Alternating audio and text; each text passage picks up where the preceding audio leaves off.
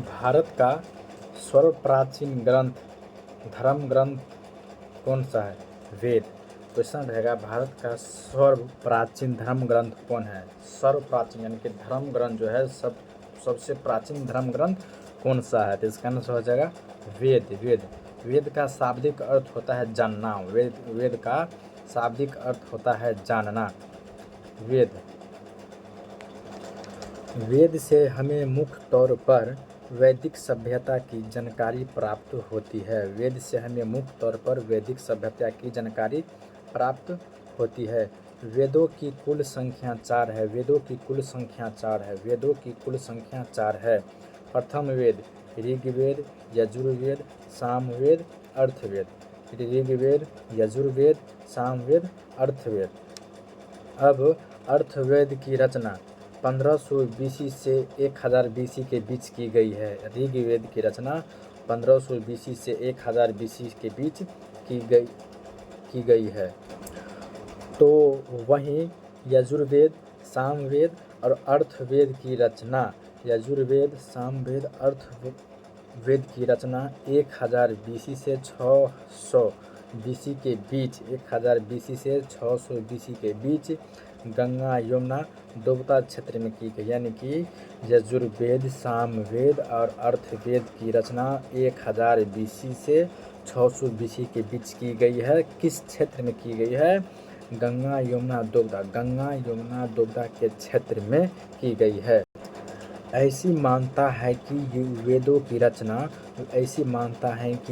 की रचना आम आदमी नहीं बल्कि ईश्वर ने किया है। वेदों की रचना आम आदमी नहीं बल्कि ईश्वर ने किया है, जिस कारण वेद को अपौरुषेय कहा जाता है। वेद को 4 भाग में विभाजित वेद को 4 भाग में विभाजित वेद व्यास ने किया है। साथ ही साथ वेद की रचना भी वेद व्यास ने किया है। चारों वेदों को सम्मिलित रूप से संहिता कहा जाता है। 4 को वेद है, ऋग्वेद, उसके बाद यजुर्वेद, सामवेद, अर्थवेद। ऋग्वेद, यजुर्वेद, अर्थवेद, इस चारों वेद को संहिता कहा जाता है। चारों वेदों को संहिता कहा जाता है। मुख्य वेद पद में लिखे गए। मुख्य वेद जो है पद यानी कि कहानी में लिखा गया। वेद को कहानी में लिखा गया है। वेद यत्री के अंतर्गत ऋग्वेद, यजुर्वेद और सामवेद आता है। वेद यत्री यानी कि 3 पवित्र वेद हुआ। वेद यत्री का मतलब हुआ 3 पवित्र वेद हुआ, क्योंकि इन वेदों में सिर्फ आर्य की चर्चा की गई है। वेद त्रयी इसमें 3 पवित्र वेद की चर्चा की गई है। इस वेद में केवल आर्य की चर्चा की गई है। वहीं अर्थवेद में आर्य और अनार्य दोनों की चर्चा की गई है। अर्थवेद जो है उसमें आर्य और अनार्य दोनों की चर्चा की गई है। जिस कारण हमें प्रवर्ती वेद नहीं माना जाता है। अब आइए ऋग्वेद क्या है? ऋग्वेद देखते हैं। ऋग्वेद यह भारत का सबसे प्राचीन और प्रामाणिक वेद है। ऋग्वेद जो है यह भारत का सबसे प्राचीन और प्रामाणिक वेद है। इसे यूनेस्को ने विश्व मानव धरोहर साहित्य में शामिल किया था। यूनेस्को जो है ऋग्वेद को विश्व मानव धरोहर साहित्य में शामिल किया था। विश्व मानव धरोहर साहित्य में शामिल किया है। किस वेद में? ऋग्वेद में 10 मंडल हैं। ऋग्वेद में 10 मंडल है। 280 सूक्त हैं। 280 सूक्त हैं। ऋग्वेद में 280 सूक्त हैं और 10,580 ऋचाएँ हैं। 10,580 ऋचाएँ हैं। इस वेद का पहला मंत्र अग्नि देवता को समर्पित है। यानी कि ऋग्वेद का पहला मंत्र अग्नि देवता को समर्पित है। ऋग्वेद का पहला मंत्र अग्नि देवता को समर्पित है। अब है ऋग्वेद का सबसे प्राचीन मंडल। ऋग्वेद का सबसे प्राचीन मंडल है, दूसरा से सातवां मंडल है ऋग्वेद का सबसे प्राचीन मंडल। ऋग्वेद का सबसे प्राचीन मंडल दूसरा से सातवां मंडल है। दूसरा से सातवां मंडल है तो वहीं है, तो वहीं सबसे नया मंडल, तो वहीं सबसे नया मंडल पहला और 10वां मंडल है। पहला और 10वां मंडल यानी कि ऋग्वेद का सबसे पुराना मंडल होगा दूसरा और 7वां, और सबसे नया मंडल है पहला और 10वां। पहला और 10वां। ठीक बाद ऋग्वेद के तीसरे मंडल में गायत्री मंत्र का उल्लेख है। ऋग्वेद के तीसरे मंडल में गायत्री मंत्र का उल्लेख है। ऋग्वेद के तीसरे मंडल में गायत्री मंत्र का उल्लेख है। ऋग्वेद के तीसरे मंडल में गायत्री मंत्र का उल्लेख है। ऋग्वेद के तीसरे मंडल में गायत्री मंत्र का उल्लेख है। यह मंत्र सूर्य देवता सावित्री को समर्पित है। यानी कि ऋग्वेद के तीसरे मंडल में गायत्री मंत्र का उल्लेख है। ऋग्वेद के तीसरे मंडल में गायत्री मंडल का उल्लेख है। यह मंत्र सूर्य देवता सावित्री को समर्पित है। यह मंत्र सूर्य देवता सावित्री को समर्पित है। इस मंत्र की रचना विश्वामित्र ने की है। इस मंत्र की रचना विश्वामित्र ने की है। गायत्री मंत्र की रचना विश्वामित्र ने की है।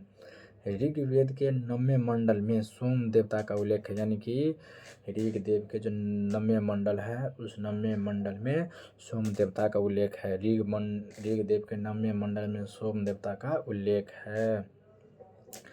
ऋग्वेद का 10वां मंडल यह कहता है कि परमपिता ब्रह्मा के मुख से ब्राह्मण, भुजा के क्षत्रिय, जांग वैश्य और पैर से शूद्र की उत्पत्ति हुई है। इसमें ब्राह्मण का काम अध्ययन अध्यापन, क्षत्रिय का काम शासन प्रशासन, वैश्य का काम कृषि और पालन तथा शूद्र का काम ऊपर के तीनों वर्णों की सेवा करना होता है। यह था 10वें मंडल का। अब आइए एक क्वेश्चन है, पहली बार शूद्र का उल्लेख ऋग्वेद में 10वें मंडल में देखने को मिलता है। यानी कि पहली बार शूद्र का उल्लेख पहली बार शूद्र का उल्लेख ऋग्वेद के 10वें मंडल में देखने को मिलता है। यानी कि कहने का मतलब ये हुआ शूद्र का उल्लेख कौन मंडल में होता है, कितने मंडल में होता है, तो 10वें मंडल में। किस वेद में होता है, तो ऋग्वेद में। शूद्र का उल्लेख ऋग्वेद में किया गया है 10वें मंडल में। ऋग्वेद में किया गया है 10वें मंडल में। अब आइए आगे, ऋग्वेद के पाठकर्ता को होत्री कहा जाता है। ऋग्वेद के पाठकर्ता को होत्री कहा जाता है। ऋग्वेद के पाठकर्ता को होत्री कहा जाता है। ऋग्वेद के पाठकर्ता को होत्री कहा जाता है। ऋग्वेद के पाठकर्ता को होत्री कहा जाता है।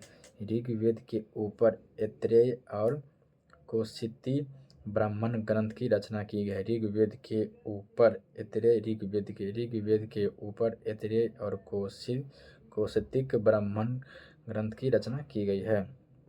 अब है यजुर्वेद। यजुर्वेद का अर्थ यज्ञ होता है। यजुर्वेद का अर्थ होता है यज्ञ जो कराया जाता है उसका अर्थ वही हुआ यज्ञ। यह वेद हमें यज्ञ के समय होने वाले विधि विधान की जानकारी देता है। यानी कि यजुर्वेद है, यज्ञ जो किया जाता है उस यज्ञ में जो विधि विधान होता है, जो नियम निष्ठा होता है पूजा पाठ का, यजुर्वेद से हमें जानकारी प्राप्त होता है।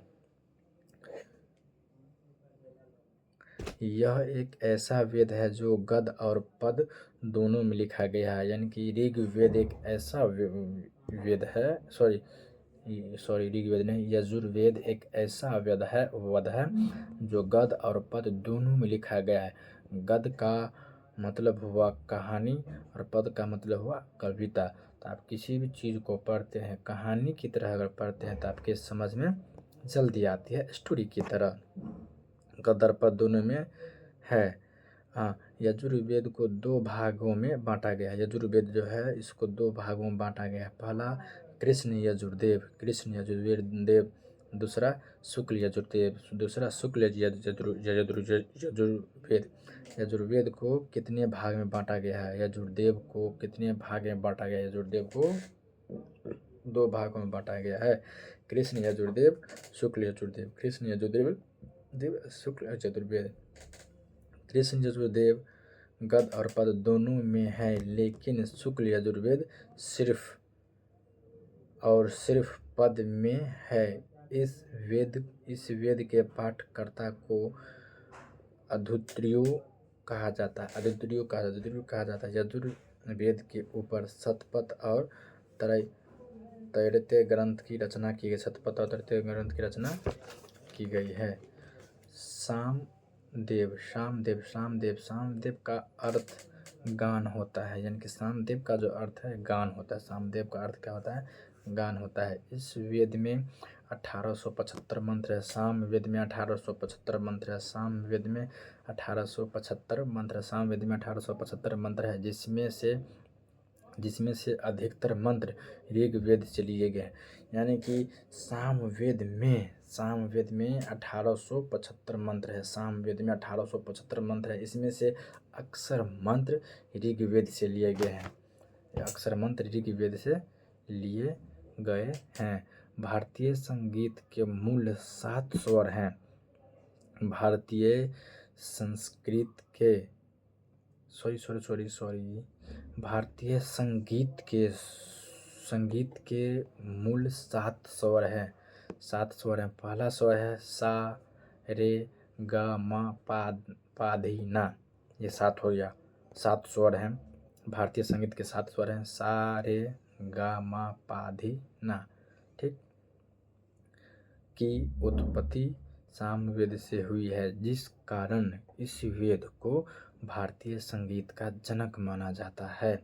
इस वेद के पाठकर्ता को उद्गात कहा जाता है। इस वेद के ऊपर पंचविंश और पंडित नामक ब्राह्मण ग्रंथ की रचना हुई है। पंचविंश और पंडित नामक ब्राह्मण ग्रंथ की रचना हुई है।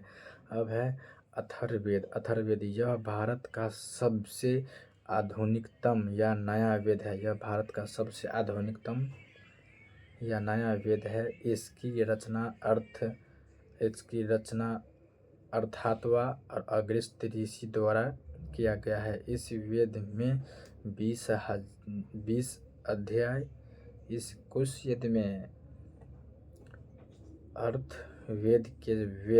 अर्थवेद में 20 अध्याय, 731 सूक्त और 6000 मंत्र है। इस वेद में रोग निवारण, जादू टोना, तंत्र मंत्र, अंत्र, अरुधि, धर्म, भाषा, ज्ञान की इत्यादि चर्चा है। इस वेद में ही सभा और स्मृति को प्रजापति की 2 पुत्री कहा गया है। अर्थवेद का पाठकर्ता को ब्रह्मा कहा जाता है। यानी कि क्वेश्चन आएगा यहाँ पे आपसे, अर्थवेद की पाठकर्ता को क्या कहा जाता है? यानी कि अर्थवेद की पाठकर्ता को क्या कहा जाता है? तो ब्रह्मा कहा जाता है। अर्थवेद की पाठकर्ता को क्या कहा जाता है? ब्रह्मा कहा जाता है। अर्थवेद की पाठकर्ता को ब्रह्मा कहा जाता है। अर्थवेद के ऊपर गोपत ब्राह्मण ग्रंथ लिखा गया है। अर्थवेद के ऊपर गोपत ब्राह्मण ग्रंथ लिखा गया। अर्थवेद के ऊपर गोपत ब्राह्मण वेद लिखा गया, ब्राह्मण ग्रंथ लिखा गया है।